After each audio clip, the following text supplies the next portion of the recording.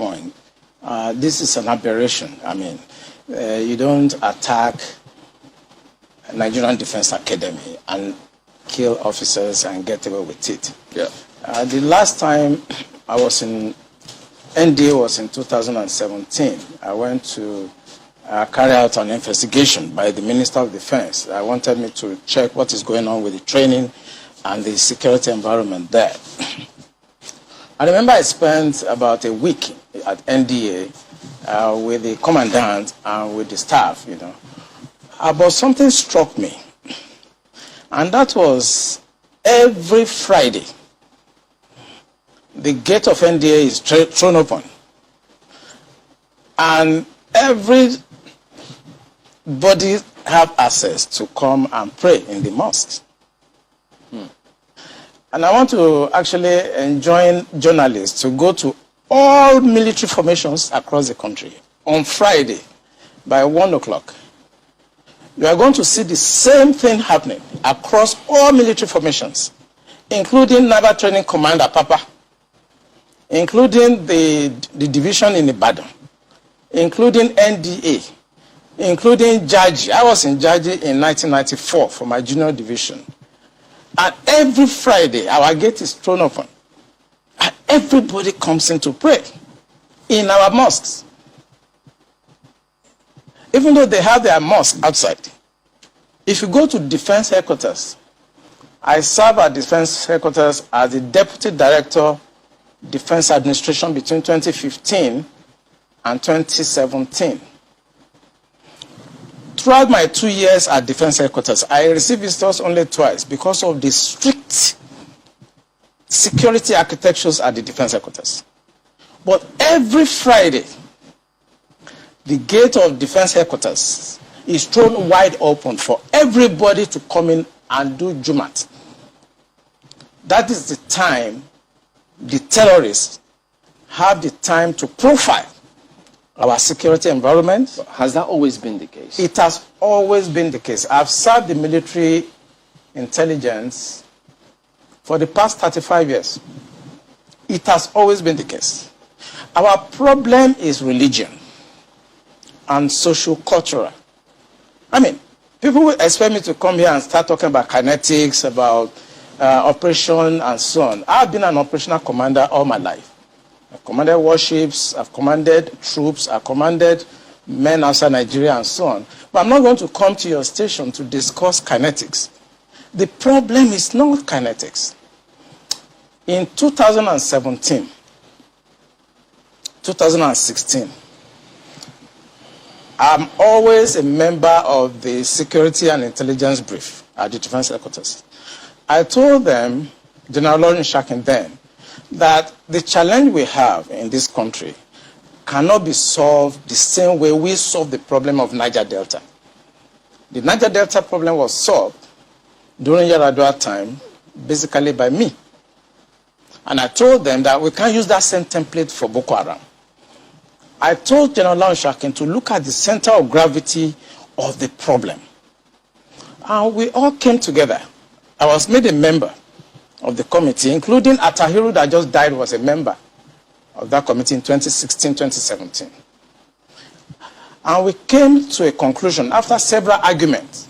The arguments were three. To identify the center of gravity of the problem, one group said it is the fighters, the Boko Haram fighters are the center of gravity, so we should go after them. Another group said the center of gravity of Boko Haram is Abubakar Shekau. So if we go after Abubakar Shekau, then the problem of Boko Haram will be solved. I took exception to the group. I said that is not the center of gravity of the problem of Boko Haram insurgency that we were having between that 2012 and 2017. And General Lawrence Shakin asked me, allow me, why are you giving problem? What is the problem? Give us the answer. And I told General Shakin that if I tell you the answer, you are not going to be able to solve the problem. He said, what is the problem? I said, the center of gravity of Boko Haram and insurgency in Nigeria are the sponsors of that program. It was beyond us. Because job we need to do is kinetics.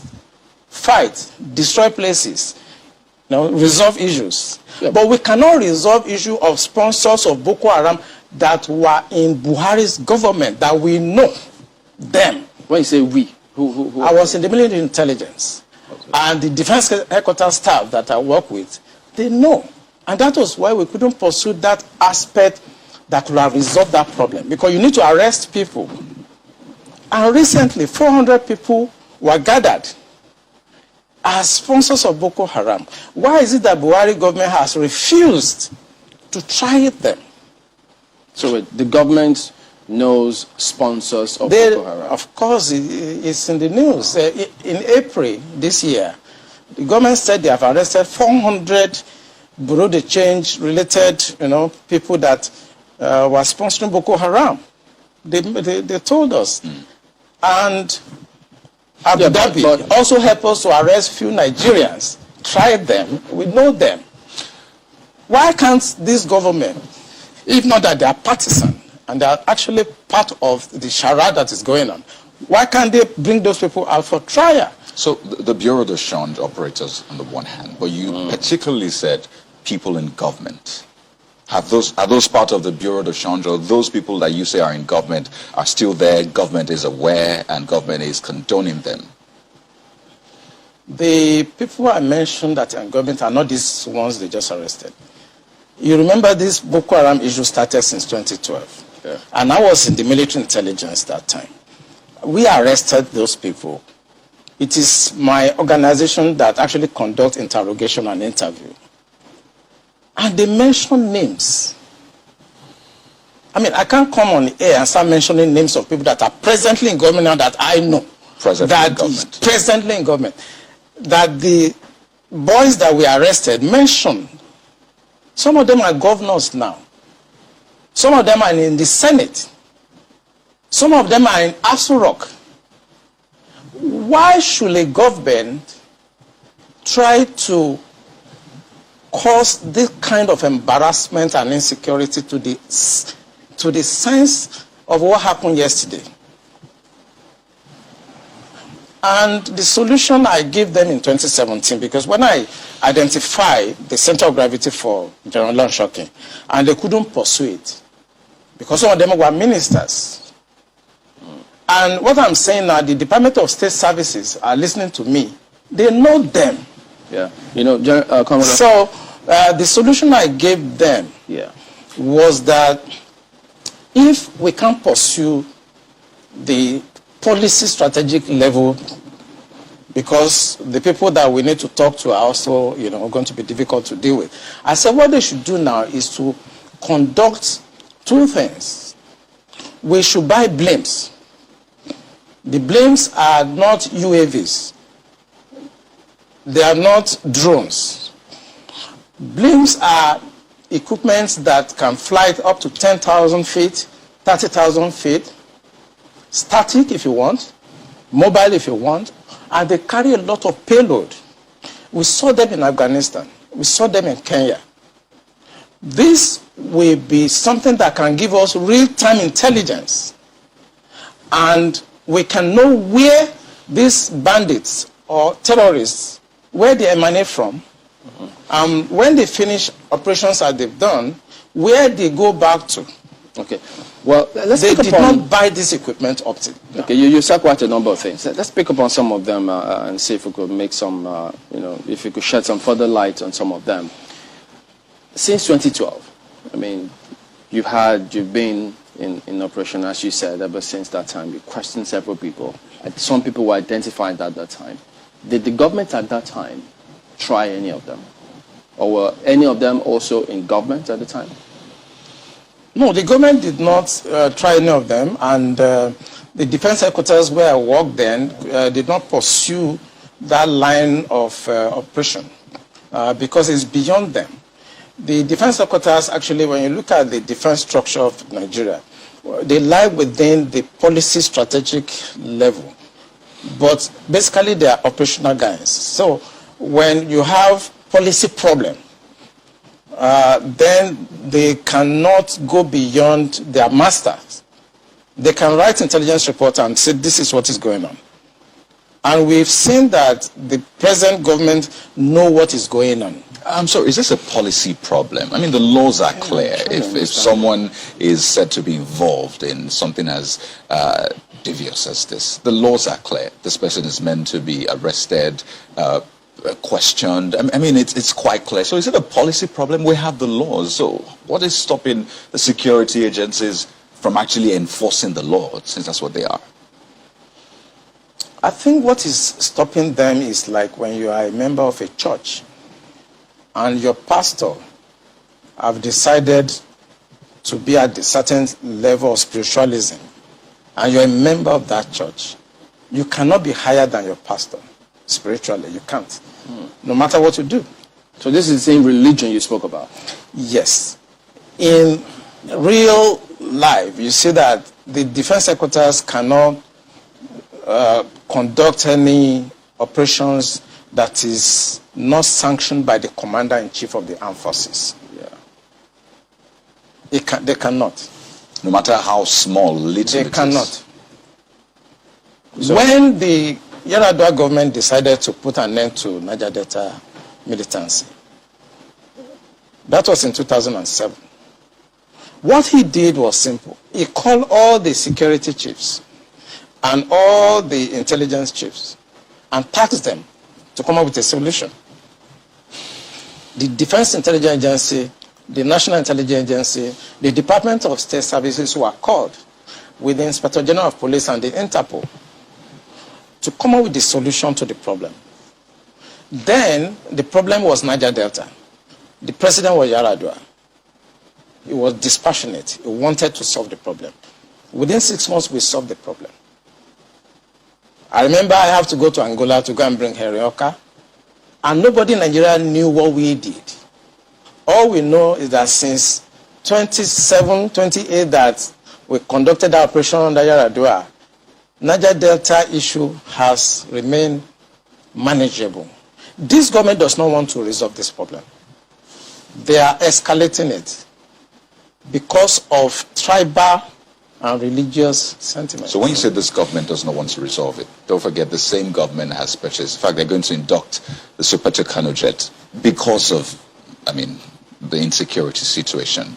They have, the president has had to change guards, as it were, as a result of people's clamor. I imagine if that was not in the thinking, why would you go that length to make some of the, some of the pronouncements, the meetings that have happened, the purchase, the change of guard and the rest? Why would they do all that if they don't want to sort this?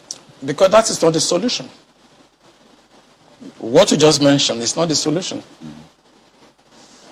When you have a problem at policy level, strategic level, operational level, when you have a problem, what you need to do is to identify the center of gravity of that problem and attack it. That's what you do. What they are doing is not attacking the center of gravity of the problem of Boko Haram and insurgency. So if the president is buying Super Tucano, is changing service chiefs, that is not the solution. This government does not want to resolve it. Don't forget the same government has purchased. In fact, they're going to induct the Super Tucano jet because you have a problem at policy level, strategic level, operational level. When you have a problem, what you need to do is to identify the center of gravity of that problem and attack it. That's what you do. What they are doing is not attacking the center of gravity of the problem of Boko Haram and insurgency. So if the president is buying Super Tucano, is changing service chiefs, that is not the solution. We are looking at the wrong side. It's not kinetic. It's politics. Are you ruling out kinetic altogether? I can't rule out kinetic because so it's a spectrum. It's a spectrum, so you can't rule out something. But the center of gravity is what they should look at. And what is it? I'm saying it on this channel. It is the sponsor of Boko Haram and bandits. And speaking about the sponsors, when you say the DSS, and they could be listening to you, but so they profile, part of their responsibility is to profile all of these persons before they either vie for elections or before, they are nominated for any of these positions. Doesn't that happen? Don't they get into it and say, look, this and this is what we found, and then we don't think that this should proceed further? Doesn't that happen? It does. You know, when I worked with the DSS in 2007, because when Yar'Adua approved the operational order that we did, we now have to work together as a team. He actually forced all of us to sit down together and work together. I was surprised at the tremendous amount of information had by DSS. I was shocked. We in DI, I was in Defense Intelligence Agency, and when they were forced to bring out the files, I was shocked. They have so much information at DSS presently as I'm talking about what I'm talking about. They have. But you see, if a fish is going to get spoiled, it's going to start getting spoiled from the head. The DSS will not do anything except the Commander-in-Chief's body language shows that this is the direction I want to go. That is where the problem is. The DSS has tremendous information. By the time 2023 is here and somebody take over and wants to undo some of this evil that I've seen in this country, you will be surprised names that the DSS will bring out. They have the information. There's nothing I'm going to say here that they don't have. The defense headquarters have the solution for the kinetic aspect. They do. I'm not going to come here to advise them. I work with them, and they're still there. The chief of naval staff was in the intelligence with me. We were together in Defense Intelligence Agency. That's Vice Admiral Gambo. I know these people are good. They know what to do. It's not that they have problems. It has to do with politics, the sponsors, people that feel that this country should be Islamized. You know, assuming but not conceding that, I mean, that all of this is the case. So what is the end game? Because I imagine as a strategist, that's what you think about too. So these things are happening. What is the end game? So why will this be allowed to fester? For what purpose? The end game for them, because we did, normally when you want to look at this type of challenges, what you do is that you go through what we call the intelligence circle. Okay? When you do the processing and you do the analysis before dissemination point, you discover that the end game for them is to just turn this country into like a Taliban type of country. And it's a mindset. And anything goes.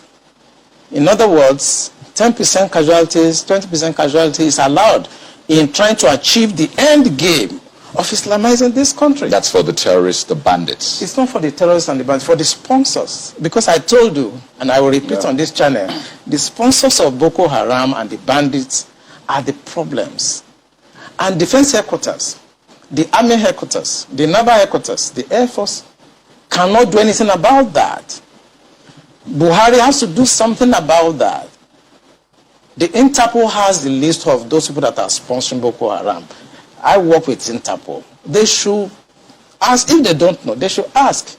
The government of Dubai, they have the list of those people. During the trial of those people that were caught, names were mentioned. They have the list. The government also told us that they've arrested 400 sponsors of Boko Haram. Why should the government not try those people and bring peace and harmony and safety to this nation? Why won't a government do that? Those people that are going to harass cadets and officers in NDA, they live around the place. I know NDA very well. I was in Georgia, I was in NDA as young officers, and I know the area very well. They live around the place. So why can't you put up a blimp that can see what they are doing in real time and eliminate them? Why won't you do that? In fact, there were more details saying that She is right. It's not about ransom. They just want to pass a message. We can come in. We can do what we need to do. And there are some hardliners in this government that are sponsoring this kind of narratives. They just want to show that they can Islamize this country. They think about Taliban. They think about the Mujahideens. And they want to replicate it in this country. And they don't care what happened. They simply don't care. As long as at the end of the day, there's Sharia and there is whatever thing they have in their head and they want to achieve. So these people that are sending messages are sponsored by Nigerians. So if I could follow up on that quickly. Please go ahead. This part of what you just spoke about now, the security agencies gleaned this from those who they arrested over time, saying this is the intention. Absolutely. The intention of it's on the internet. So it's not even about the people we interrogated. The intention is to Islamize Nigeria and practice Sharia. And it doesn't matter if some people die. It doesn't matter if you're embarrassed. It doesn't matter if our economy has degenerated. Look at the interest rate. Look at the inflation rate. Look at the debt profile of Nigeria. They don't care. As long as at the end, the Quran is at the sea. So some people in this country have this mindset. And we must tell the truth. If you tell the truth, you die. If you don't tell it, you die. Some people have this mindset to Islamize the nation. And they are in the government. And people know them. The DSS know them. The NIA know them. The DIA knows them. Because it is the DIA that conducted the operations, that arrested these sponsors. So they know them. Why is the government, the commander-in-chief of the armed forces? The general area of Afaka, where where the NDA is cited, is no stranger to this sort of attacks. Before now, I mean, a few other institutions around the Defense Academy have also been attacked. Talking about the Institute of Agriculture and Forestry, Mechanized Division, something to that effect. I can't remember the exact name of the institution now, but we do know that they have been around this area. Now, I'm looking at the front page of Daily Trust newspapers, and they have this: why NDA security was compromised.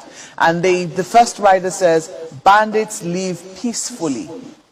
Peacefully is in parenthesis, near Academy.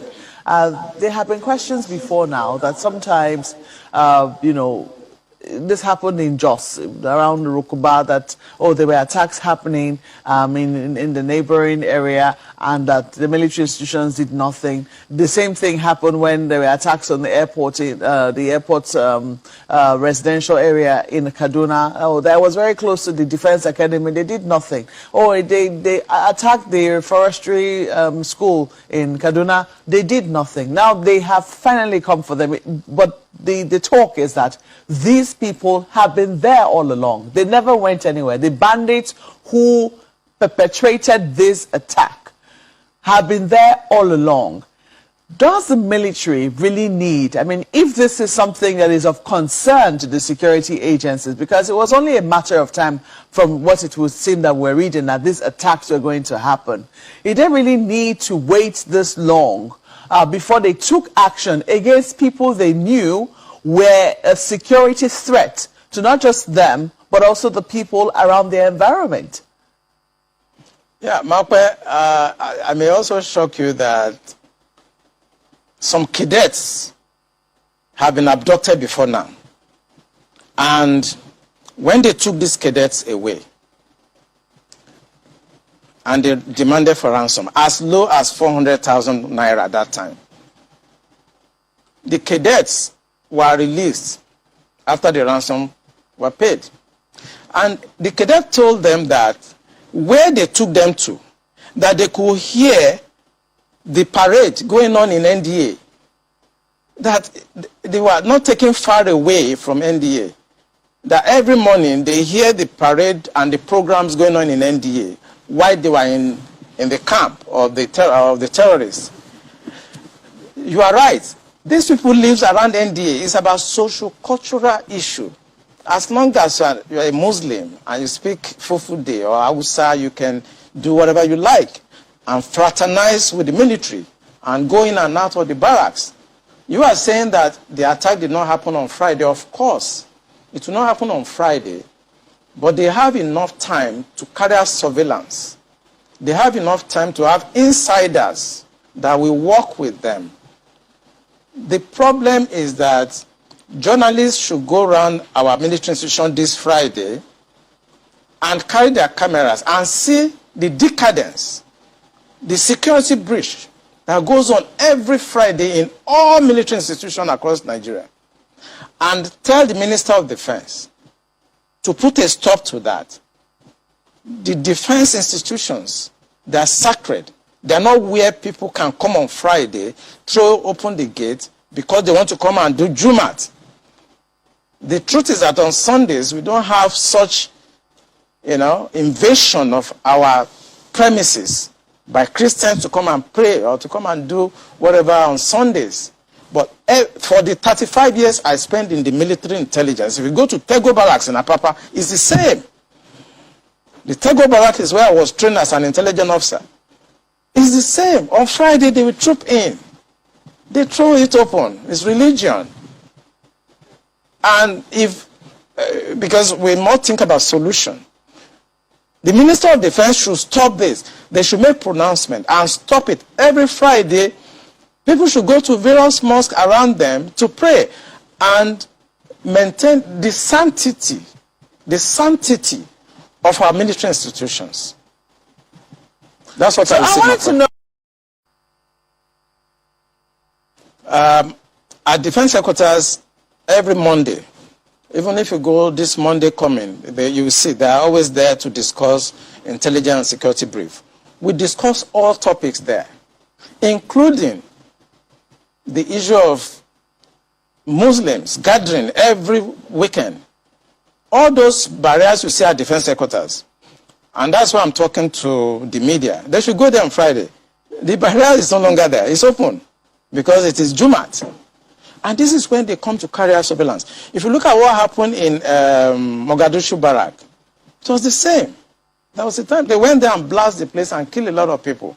It's these same people that are allowed to have access on Fridays and become members of the mess because they are, it's a social-cultural issue. So I think we should begin to look, the Minister of Defense should put an end to this, because for 35 years of my stay in the military intelligence, it has been the case.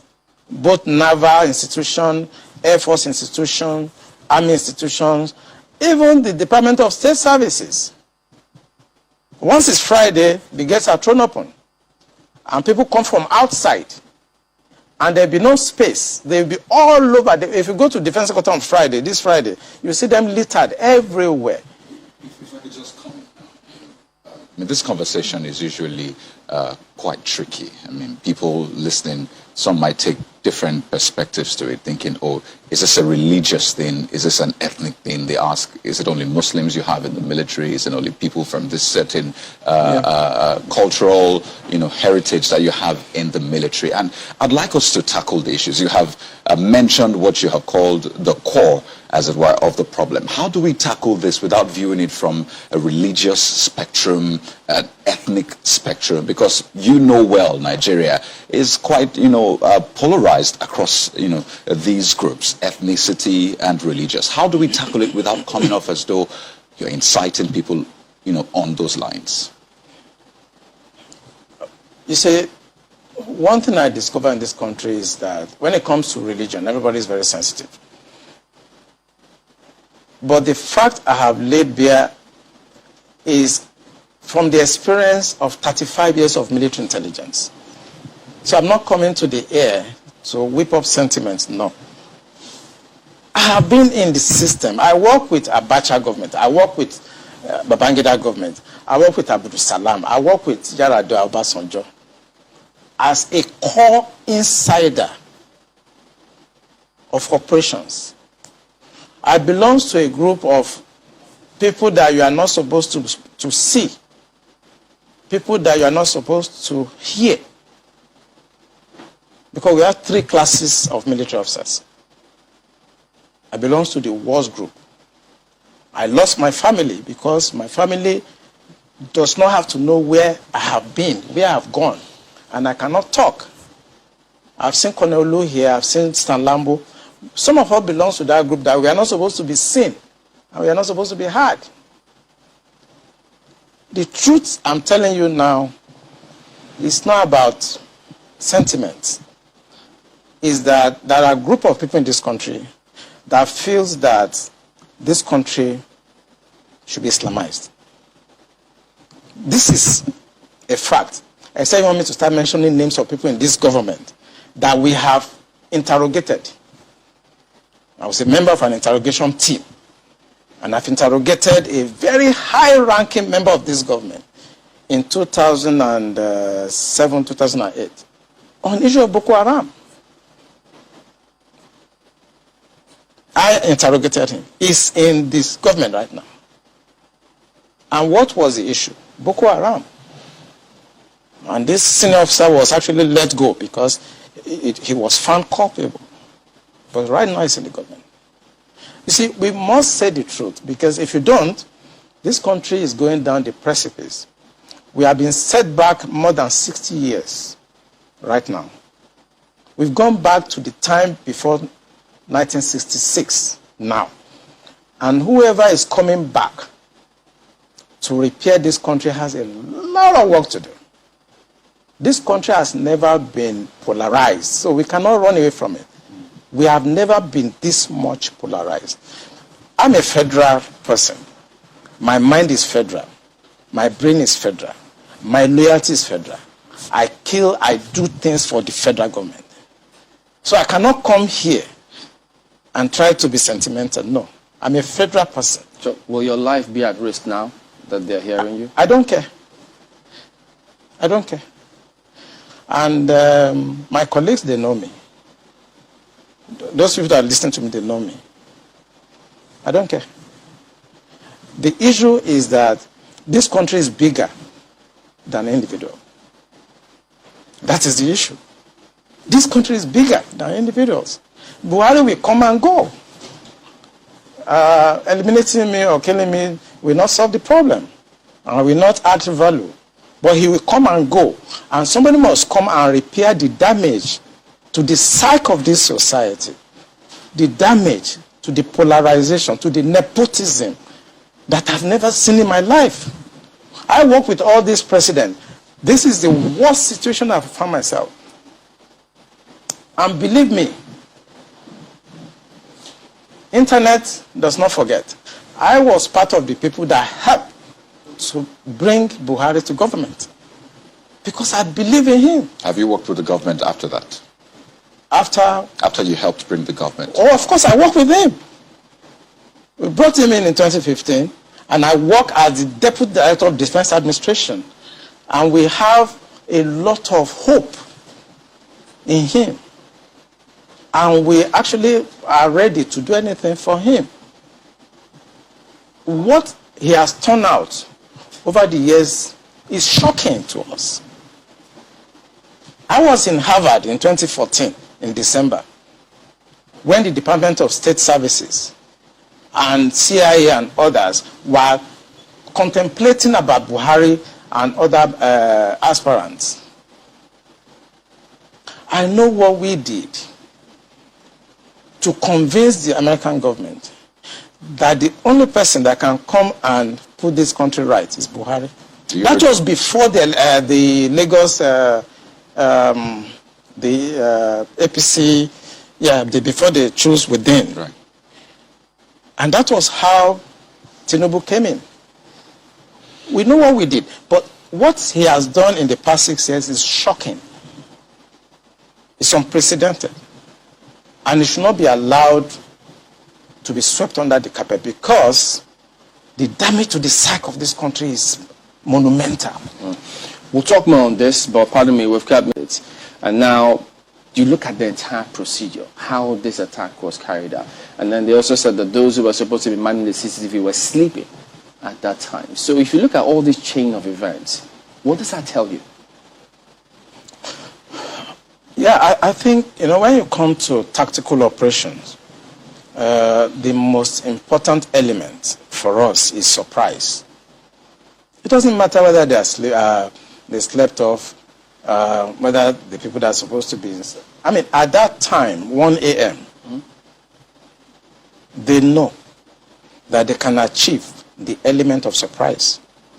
Even if after 30 minutes of their invasion of that environment, it will take a lot to be able to respond to such an attack. So don't start looking for who to blame or who to... No, it's just with the view to correct some of these things. Are they supposed to be sleeping in the first place, manning CCTV cameras? For an attack, I've conducted attack in Niger. I've conducted attack in Angola. You see, no matter how fortified an environment is, no matter how foreign it is, if you can achieve the element of surprise, you win. I know NDA very well. I know the security architecture. Even if by that time, 1 a.m., they want to respond to that, I know the process. The weapons are in the armory. You need to go and open the armory and start signing. The bandits is not going to allow that to happen. They continue to fire and continue to follow up. And you cannot respond. In any response, you are going to be caught by bullets. So it's not about what happened at 1 a.m. Gentlemen, it's about what has been happening for the past 2 years, 3 years, where these people have been having access, unfettered access to NDA. So and they carry out their surveillance, and they know the right time to strike. It's about 2-3 years back. It's not about now. So anybody that wants to investigate this issue should not look at now. They should look at what has happened in the past 2 years, 3 years, how porous the place has been, and try to mitigate it. Two issues I'd like to quickly raise. First, do you also agree with the theory of insider collaboration for this to have happened in such brazen manner? Absolutely. Absolutely. There's no, I mean, we do operations like this too. And there's no way we can succeed without somebody inside. We must compromise somebody inside, either through blackmail or through incentives. Maybe we give money, or we blackmail the person, or we try to indoctrinate that person. We can't succeed without an inside person. And this attack you saw has insiders collaboration. I mean, I've investigated cases like this over the years. And I know 60% of the time, when you send an attack like this, there's an insider there. So until that insider is fished out, we might have this sort of attack again and again. It will always happen. There will always be insiders. If you look at the intelligence estimate globally, there are two variations. The variables are the hostile intelligence service, which is external to that country, and the domestic subversive organizations that is embedded in that country. Nothing evil can happen to a nation without the insider within that nation collaborating with the hostile intelligence services that is outside. It will always happen. If I could just raise this other part. In the statement that was put out, the term unknown gunmen was used 3 times, the 3 paragraphs: unknown gunmen, unknown gunmen, unknown gunmen. Prior to this time, people called them bandits, some even called them terrorists. But is it instructive for you that it was a term unknown gunmen that was used? It's deliberate. You know, I'm sorry to say that the media is part of our problem. No, I'm talking about the statement from the academy itself, actually. The academy also have to use that word to avoid reprimand from the higher authority. I was the commandant of Defense Intelligence College, and I know that at that time there are things I cannot say. If you term them terrorists, it carries a lot of weight, and you can be reprimanded for that as a commandant of NDA. So he is going to be very careful to keep on using that same term that is safe to use, because there are legal and other implications when you term a group terrorists. But I want to say on this channel that those people are terrorists. And if the government of Buhari is serious about putting an end to what we are seeing, he must pronounce them terrorist organization. Because once he does, it carries a lot of weight. And the reaction of the armed forces, where I belonged to before, will be completely different. What was the point you were going to make about the media? There is nothing that is going on today that is not actually tainted by the media. How? And that is why I have to come here and make bold to say what I've said. The media also know 80% of what I've said now, but they will not publish it. They know. I work with journalists. I was Deputy Director of Foreign Liaison at Defense Intelligence Agency. I work with journalists. I was Commandant Defense Intelligence College. I work with journalists. I train journalists in intelligence operations. They know. So why are they not also saying the obvious that will help the security and safety at that and time, progress of this country? So at that time that you worked with the journalists and training them and doing all of that, did you give them permission to publish your name as a source if they were going to go to press with those details? Oh, I did. It was a policy because, you see, when I was made the Commandant of Defense Intelligence... No, because you had said that you belonged to a group that was not supposed to have been heard or seen. Yeah. So how did you give them permission to publish your name? Yeah, because at that time I was holding a different appointment. I've held a lot of appointments in the military. There are certain appointments I will hold that has no connotation with intelligence at all. For example, I was the Chief of Staff Logistic Command for the Navy. That appointment has nothing to do with intelligence.